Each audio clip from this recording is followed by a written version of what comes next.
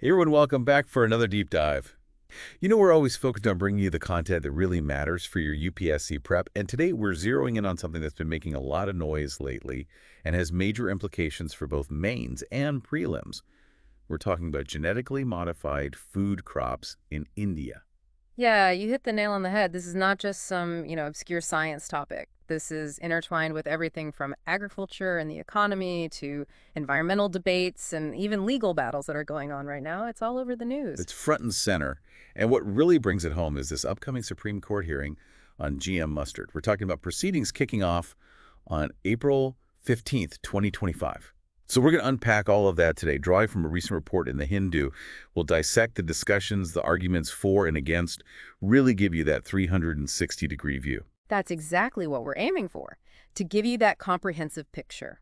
We'll delve into the background of the GM mustard situation, look at the different perspectives. The government is talking about progress. And then you have those raising concerns about the environment, and we'll tie all of this back to the larger context of India's bioeconomy. Because let's be honest, this stuff can get complicated, and our goal is to make it as clear and concise as possible. Concise, digestible, but still hitting all those key points for our UPSC folks out there. Yeah. So let's jump right in, shall we? GM mustard, this is big, right? It's India's first genetically modified food crop to get that conditional approval for commercial release. Big moment. That happened back in 2022 when the GEAC, that's the Genetic Engineering Appraisal Committee, gave it the green light. But here's the catch. It didn't stop there. Now we have the highest court in the land getting involved. There are petitions challenging the Environment Ministry's clearance, and that's what's heading to the Supreme Court next month. It's like a tug of war, isn't it? You've got this drive for scientific advancement, boosting agricultural productivity, maybe even reducing our dependence on imports, which sounds good on paper. But then you have those concerns about the environment, about what this means for human health in the long run, and those are definitely valid questions. Absolutely, a balancing act. To understand where the government's coming from, you got to look at what they've been saying, especially from bodies like the Department of Biotechnology, the DBT. They've been pretty consistent in their messaging, talking about progress and GM food crops. Which makes sense when you consider that the DBT, which operates under the Ministry of Science and Technology, has been pouring resources into this type of research for a while now. They've clearly got skin in the game. And their stance was super clear when the Minister of Science and Technology, Jitendra Singh, weighed in. He basically said we got to embrace innovation in biotechnology, and he had this great quote about not letting today's limitations define tomorrow. It captures that whole forward-looking perspective. It does. It's like they're saying this technology holds the key to a whole bunch of solutions for the future, not just for agriculture, but beyond. And remember, the DBT has another big role here. The Supreme Court actually directed the Environment Ministry to come up with a national policy for GM crops, and guess who's providing all the technical know-how for that? The DBT. They're right at the heart of this. And speaking of the Supreme Court, the fact that this whole thing has landed on their doorstep says a lot about how big of a deal this is, how many people are concerned. Remember that split verdict back in July of 2024? The two judges couldn't agree on the GM mustard approval, so it went up the ladder. Yeah, talk about a cliffhanger. Split verdict means it automatically gets kicked to a larger bench, which, as we said, starts hearing arguments on April 15th, 2025. The referral itself is a huge sign that this is a complex issue with some serious potential consequences. And for you, the UPSC aspirant, this case could be a game changer. It's setting a precedent, potentially shaping how India approaches biotechnology and agriculture in the coming years. The court's decision here, it's going to have ripple effects. Let's shift gears for a second and look at the other side of the coin. Environmental and farmer groups, they've got some major concerns about GM mustard and about GM crops as a whole. Big concerns. One of the biggest is the potential damage to the environment, especially the impact on pollinators like bees. They're crucial, and these groups are worried about how GM crops might disrupt that delicate balance. Right. It's not just about what we're putting on our plates, but about the whole ecosystem. And on that note, there are also big question marks about the safety of eating GM foods.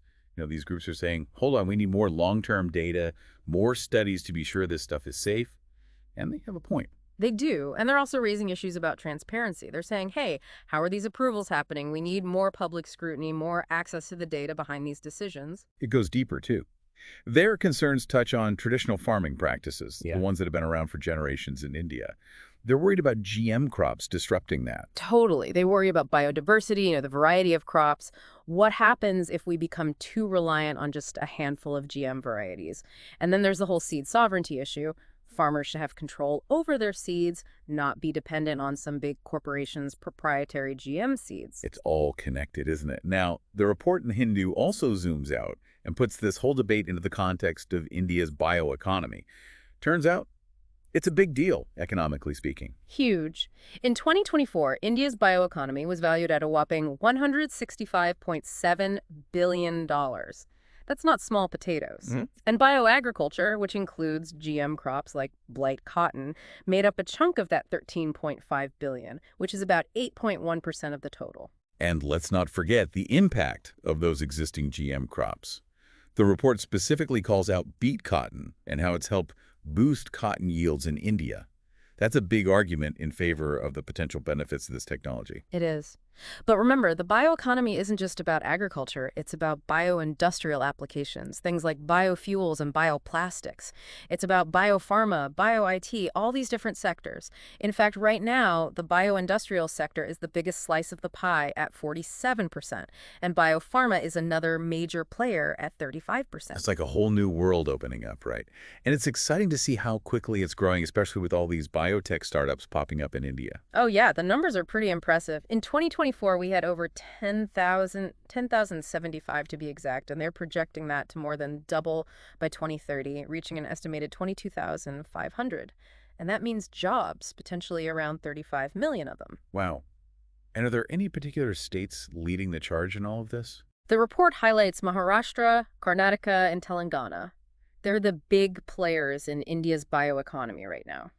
So with all this in mind, with the Supreme Court getting ready to weigh in, what do you think are the key factors that will shape the future of GM food crops in India?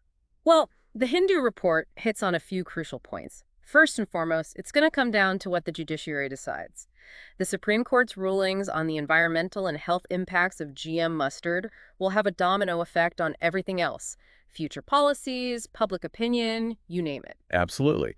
The legal framework needs to be crystal clear, providing guidelines for developing and using GM crops. And along with that, we need smart policy decisions, a good balance between encouraging innovation and making sure we have strong safety measures in place. Couldn't agree more. And we can't forget about the public. We need more awareness, more honest conversations about this stuff. There's a lot of misinformation out there. Building trust, getting everyone on board, farmers, consumers, environmental groups, that's essential if any of this is going to work. And it all ties back to India's bigger goals, right? The report talks about the Bio-E3 policy and how GM crops like mustard could potentially contribute to food security, making our agriculture more resilient to climate change, even boosting our competitiveness in the global market. That's the potential. But to get there, we need those strong legal and ethical frameworks we talked about. The Supreme Court hearings on GM mustard, this is a turning point. It's make or break time for India's future in this area. So as we wrap up this deep dive, it's clear that GM food crops in India, and especially this GM mustard case, it's complicated, lots of strong opinions, lots of things to consider. For you, the dedicated UPSC aspirant, this is a topic you can't ignore. It hits on so many areas of your syllabus, from science and technology, environmental science, to agriculture and economics. It really gets to the heart of some big questions we're facing. How do we balance progress with responsibility? How do we embrace new technologies without putting our environment or our health at risk? These are the questions that India is wrestling with right now, and the decisions made in the coming months and years will have a lasting impact. And that brings us to our final thought for you to ponder as you continue your UPSC prep. We talked about the economic potential of bioagriculture, but we also talked about the environmental and health concerns. So here's the question. What do you think are the most important factors that the Supreme Court should consider as it begins those hearings on GM mustard? Think about it. How do we as a nation find that sweet spot between embracing innovation and ensuring that our food system and our environment are safe and sustainable for the long haul? For everyone who joined us today, thank you. We hope this deep dive has given you a clearer understanding of this crucial issue. If you found it helpful, please hit that like button, subscribe to our channel, and leave a comment with any questions or topics you'd like us to explore in future deep dives. Your feedback is so valuable to us as we create content tailored to your UPSC journey. Absolutely. We want to make sure we're hitting the mark and giving you the insights you need to succeed. Remember, today's deep dive was based on a recent report in the Hindu. This is a dynamic, evolving issue, and how it unfolds will have a big impact on India's future. So stay tuned, stay informed, and keep those brains buzzing. Thanks for joining us.